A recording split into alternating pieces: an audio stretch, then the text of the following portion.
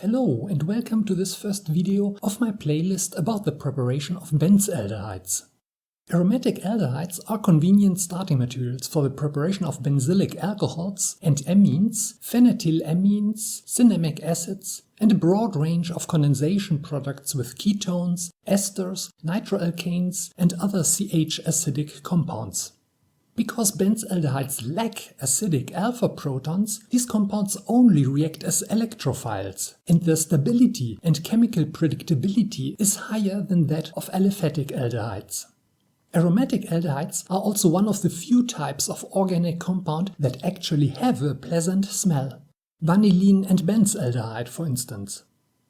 In this video, we'll have a look at the electrophilic formulation of arenes by substitution of hydrogen, for instance the Vilsmeier and Gattermann-Koch reactions. Part 2 is also about electrophilic formulations, but of metallated arenes. Included here are formulations of polar organometallics such as Grignard reagents and of organopalladium compounds formed in substoichiometric quantities. Palladium is of course way too expensive to be used in stoichiometric amounts. In part 3 I show you examples of the oxidation of methyl arenes, including direct oxidation of methyl groups, the oxidation of benzylic halides, and the hydrolysis of dihalomethyl arenes. The last video of this playlist is about the partial reduction of acyl halides, benzonitriles, benzamides, and other benzoic acid derivatives. If you want to convert a benzoic acid or ester into an aldehyde and partial reduction does not work well, on my channel you can also find two playlists about the reduction of carboxylic acids and of carboxylic esters to primary alcohols, and a playlist with 5 videos about the oxidation of primary alcohols to aldehydes. This two-step strategy is often more reliable than the partial reduction of carboxylic acids or esters. The main strategies for the formulation of arenes by electrophilic substitution of hydrogen include formulation with mixtures of DMF or other formamides and phosphorus oxychloride. Instead of formamides, dichloromethyl ethers can also be used, in combination with Lewis acids such as titanium tetrachloride or aluminum chloride. Less expensive and wasteful, and therefore more convenient for large-scale formulations, is the use of carbon monoxide or hydrogen cyanide as electrophiles, again in the presence of strong acids, but the scope of these reactions is lower than that of the standard Vilsmeier reaction. Some electron-rich arenes, for instance phenols or indoles, react cleanly with formaldehyde or various synthetic equivalents of formaldehyde, such as paraformaldehyde or hexamethylene tetramine. Here, the initially formed product is a hydroxymethyl or aminomethyl arene, which then undergoes Oppenauer oxidation by the excess formaldehyde. The formulation of phenols by chloroform is one of the few strategies that proceeds under alkaline conditions. But yields are low, and I won't show you any examples. The Duff reaction is usually superior to formulations with chloroform. Theoretically, chloroform should also formulate arenes under acidic conditions, just like dichloromethyl ethers. But because of the strong acids required for the generation of the dichloromethyl cation, the initially formed dichloromethyl arenes usually react further to yield diaryl or triaryl methanes. Like Friedel-Crafts acylations, electrophilic formulations only work well with electron-rich arenes. Almost no examples have been reported of the successful preparation by electrophilic formylation of benzaldehydes substituted with additional electron-withdrawing groups. Formic acid cannot be readily activated, for instance by conversion into an acyl chloride. Formyl chloride is unstable and decomposes into carbon monoxide and hydrogen chloride. Most other activated derivatives of formic acid react similarly. And carboxylic esters are not well suited for electrophilic acylations because these react mostly as alkylating reagents instead of acylating reagents. One moderately stable electrophilic formulating reagent is the mixed anhydride of formic with acetic acid, which can be prepared by adding formic acid to acetic anhydride, but this reagent does not usually bring about aromatic electrophilic formulations. Mixtures of carbon monoxide and hydrogen chloride, however, do sometimes react as formylcation. I'll show you some examples of this so-called Gattermann-Koch reaction later. Unlike normal acyl cations, however, protonated carbon monoxide is also a strong Bronsted acid and may just protonate arenes instead of formulating them. The most convenient formylcation equivalents are formamides activated by some strong dehydrating reagent. In the Vilsmeier formulation, phosphorus oxychloride is used, because it does not usually react with arenes. Other dehydrating reagents, for instance thionyl chloride, phosgene or acyl chlorides, can sometimes also be used. This reaction is a standard electrophilic aromatic substitution and proceeds particularly well with electron-rich arenes and heteroarenes, usually at the ortho or para positions to the electron-donating substituent. The initially formed iminium salt and the benzaldehyde are much less nucleophilic than the starting arene and are not usually formulated again. One potential side reaction, though, is the reaction of the iminium salt or benzaldehyde with one additional equivalent of starting arene to yield a diaryl methane. Other synthetic equivalents of activated formic acid result upon acidification of dichloromethyl ethers or hydrogen cyanide. When electron-rich arenes react with protonated formaldehyde, benzyl alcohols are initially formed by Friedel-Crafts hydroxymethylation. An excess of formaldehyde will oxidize these to benzaldehydes, as shown here. However, many side reactions can occur, as I'll show you later. The regioselectivity and relative rate of electrophilic formulations should more or less correlate to the solvolysis rate of cumyl chlorides given here for some representative substituted arenes. The solvolysis rate of unsubstituted cumyl chloride was set to 1. As expected, electron-donating substituents as those of the first row enhanced the rate at the ortho and para positions. Halides are para-directing and slightly deactivating, while the electron-withdrawing groups of the last row are meta-directing and strongly deactivating. Many modifications of the Vilsmeier formulation have been reported, and the optimal choice depends on the arene to be formulated. Activated formaldehyde is more reactive than activated DMF and gave highest yields in the formulation of benzodioxole shown here. Even thionyl chloride or phosgene could be used as activating reagents. DMF only gave low yields in this case. With less strongly activated arenes, however, formaldehyde may react faster with itself than with the target arene. I'll show you now some specific examples of electrophilic formulations so you get an idea of the scope and the required conditions.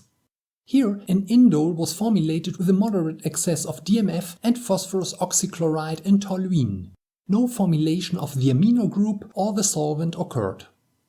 Only few examples have been reported of Vilsmeier formulations with thionyl chloride as activating reagent. For large-scale industrial preparations, thionyl chloride can be a more convenient activator, because phosphate waste is more difficult and expensive to dispose of than sulfate waste. In this example, the highly reactive parent indole was formulated in high yield with a slight excess of thionyl chloride and DMF as solvent. Also, N-alkyl pyrols can be converted into aldehydes with thionyl chloride and DMF, as shown here. Like furane and thiophene, pyrols are electron-rich heteroarenes that preferentially react with electrophiles at position 2. Pyrazoles or imidazoles are much less reactive than pyrrole. The chloroiminium salt resulting from the reaction of DMF with phosphorus oxychloride can be isolated. In this example, this isolated reagent was used to formulate a substituted pyrrole. The reaction proceeded cleanly and with high regioselectivity. Interestingly, with the dichloromethyl ether and aluminum chloride, a different regioisomer was obtained, again in high yield. Thus, it can pay to test different reagents and solvents if regioselectivity is an issue. The acylation of dialkyl arenes under strongly acidic conditions often causes migration of alkyl groups. The conditions of this example, though, were sufficiently mild, and a substantial yield of diterts-butyl benzaldehydes was obtained, without any isomerization or dealkylation. This is a further example of the use of dichloromethyl ethers in combination with the Lewis acid as formulating reagent. Unlike the standard Vilsmeier reaction, which often requires heating, here the reaction already proceeded at 0 degrees Celsius. Orthoformates cannot usually be used as formulating reagents for arenes. The dialkoxymethyl cation is too unreactive and can also cause electrophilic alkylations, like esters. In this example, however, the formulation proceeded intramolecularly and in high yield. When 3, 5 or 6-membered rings are formed, intramolecular bond formation is much faster than intermolecular bond formation. This is an example of electrophilic formylation of toluene with a mixture of carbon monoxide and hydrogen chloride. Catalytic amounts of copper chloride and almost 1 equivalent of aluminum chloride were also required, and the yield was low. A higher yield was attained with the more electron-rich orthoxylene. In this case, only catalytic quantities of aluminum chloride and no copper salts were required. The reaction was conducted at -3 degrees Celsius to prevent alkyl group migration. These conditions were only suitable for electron-rich dialkyl arenes. Chlorotoluene, for instance, could not be formulated this way. Under optimized conditions, it is possible to convert phenols into salicyl aldehydes by treatment with an excess of formaldehyde, as shown here. This strategy is superior to the ortholithiation of protected phenols with a strong base, followed by reaction with DMF.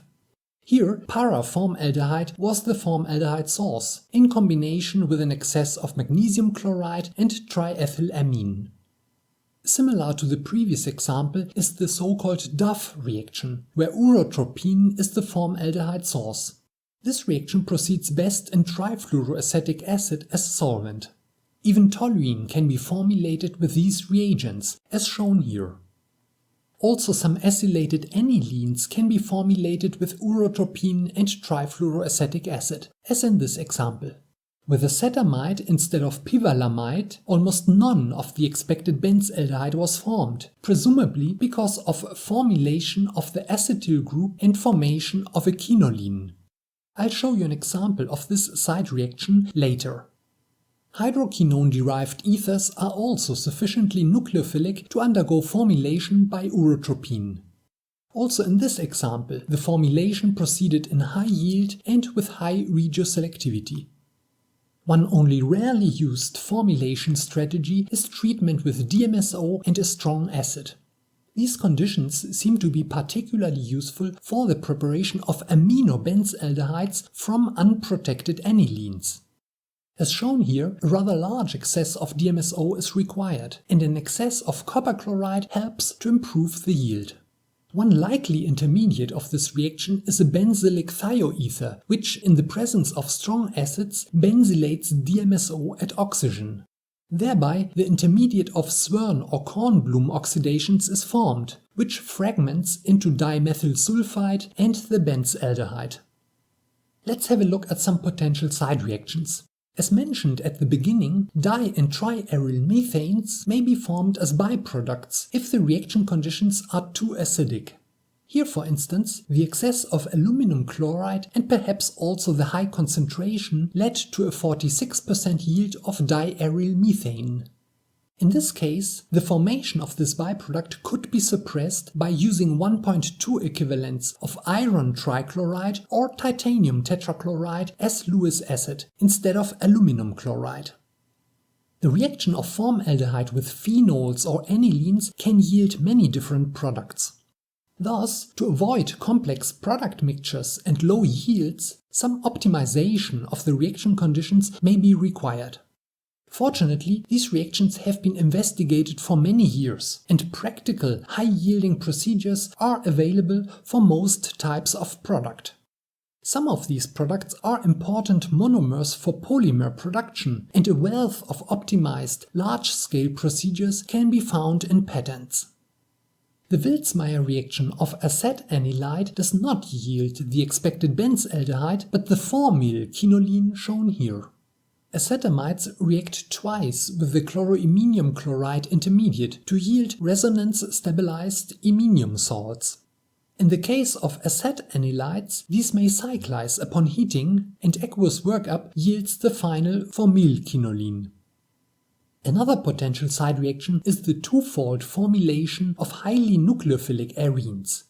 In this example, Duff reaction of 4-phenylphenol with a large excess of urotropine gave substantial amounts of diformylphenols. This may be prevented by lowering the amount of urotropine and shortening the reaction time. A number of functional groups will react with intermediates of the Vilsmeier and related reactions. Alcohols, for instance, may be converted into chlorides, as in this example. Under milder reaction conditions, no CO bond cleavage might occur, but the formulation of unprotected primary alcohols will be difficult to prevent. Like acetamides, also ketones can react with chloroiminium salts. In this example, the ketone was formulated and then deoxychlorinated. With just one equivalent of phosphorus oxychloride and DMF at -40 degrees Celsius, however, a fair yield of unchanged ketone could be isolated. Even benzylic alcohols are sometimes byproducts of Vilsmeier formulations. These may result from Cannizzaro or Tichenko reaction or by reduction of the product with DMF or formic acid. Also simple alkenes can undergo Vilsmeier formulation, as shown here. In this example, the alkene was formed by beta-elimination of hydrogen chloride from the starting pyrosol. Electron-deficient iminium salts are also oxidants and can abstract hydride from tertiary amines, ethers, or reactive benzylic positions. In this example, a tetrahydrocarbazole was aromatized by dehydrogenation during an attempted Vilsmeier reaction. A complex product mixture resulted.